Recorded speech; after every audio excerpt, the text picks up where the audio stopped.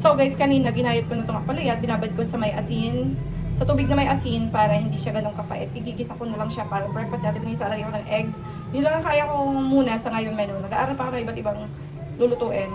Pero ito talaga, mula pagkabata ko, alam ko na itong paano lutuin. Tsaka yung itlog na side up, tsaka prito, ganyan. Scrambled egg, ganyan.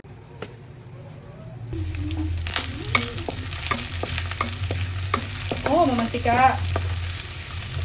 Naging chef cook na ako for today's video, guys. Bilisan na anak. Ano, pwede na to. And now, ilalagay na natin tong pinatuyo kong ampalaya for today's video. O, diba? Pwede na yan. Basta mag-isa siya. Lagyan ko ng 3 itlog. Or 4 na egg. Since 4 kami. Dadalhin ko na lang ako sa store kung may time. Kung may time. Kung wala, bibigyan na siya sa kalendaryo. Okay, let's. Halo. Hindi ako sure pero hindi ko masarap to. Okay. And then, put ko na yung 4 eggs. Wait lang guys. Sayang na ito. Pampasarap. Ganyan. Nabili ko rin sa Dali, syempre. And now, syempre lalagyan na natin mahiwagang sahog ang itlog ni Daddy Love. Joke. Lagay muna natin dito. Ayun, egg. Para hindi siya malaglag sa sahig. And halo-halo. And lalagyan ko pa ba ito ng asin? Binabad ko na ito sa asin. Kaya baka matabang, lagyan natin konti. So yes, budburan natin. Asin yun na. Okay. And then, sure na ito. Lalagay ko na yung egg. Okay, game na. Oh my gosh. Isa.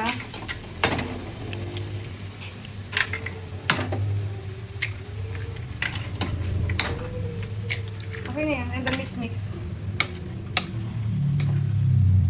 Ayan. Ganyan lang ako guys magluto talaga. Para yummy.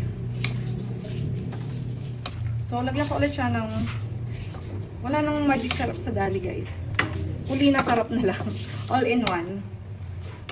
So, konti lang para naman hindi aayawan ng mga anak ko yung luto ni Mami. Yan. Okay na siguro yan. Okay na yan. Tapos, maglalagay ako ng konting pamin. Yan. Sarap. Yummy. Okay. Ito guys, pepper. Konti lang. Okay na yun. And then, mix.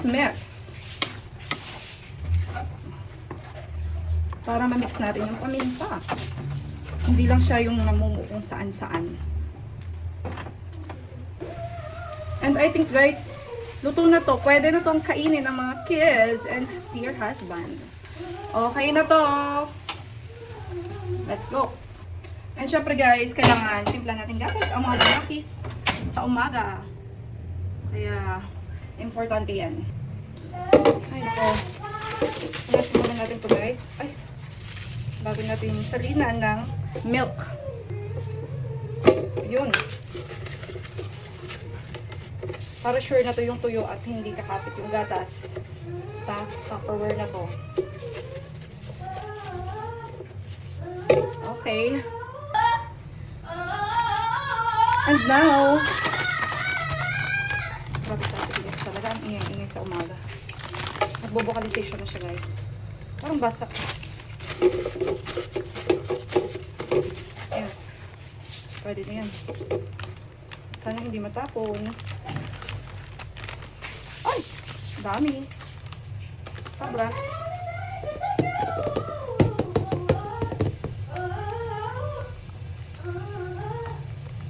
Okay na yan. Iti-tape ko na lang to. Habang wala pa kami ref dito. Waiting sa budget. Papaayos pa yung ref. Iti-tape ko na lang muna to guys.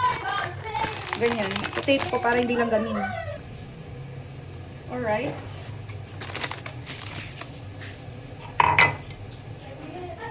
Wait lang guys. Kumuulo na. Ito na lang. Para hindi ako mapasok. Init. Sobrang init. Okay. Okay. Binabali ako talaga siya guys para super clean. Alam yun na. Yan. And then, itong init. So, punasan natin ito. Para sa dalawang anak na pinakamamahal ni Mama eh.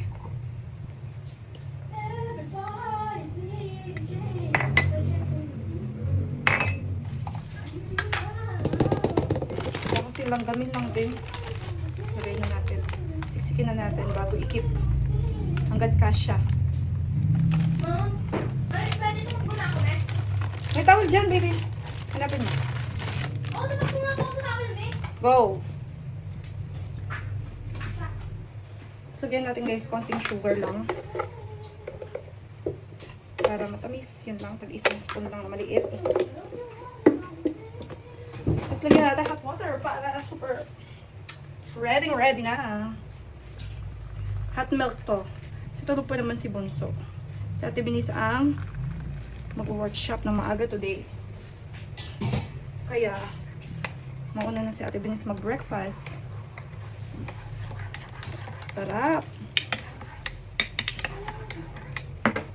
Kay Ate Binis yung yellow.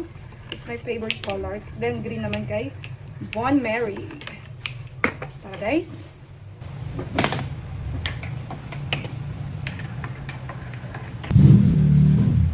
So guys, hindi na ako papaligoy-ligoy pa. Ito pwede na to dito, hindi naman mainit. Ito. And then, ate, labot tayo na ng oras na ang petsa na anak. Baka makalimutin kong i-tape. Ako pa naman si Kalimot. Wala akong tape guys. Ganitong bagay ay nakakapanghinayin pag nilanggang. So sayang. Yan. Tape is the key para hindi siya malanggang. Alright. Punta ko lang si ate para ready. Ah, init.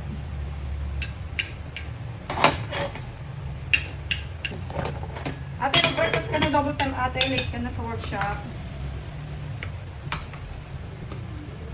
Thank you, Lord. Mag-pray ka na ate. Ikaw muna kumain. Para may energy sa workshop. Yummy. Lord, thank you for the food that we are going to eat. Bless and use Christ for the strength of our physical bodies and this for the name we pray. Amen.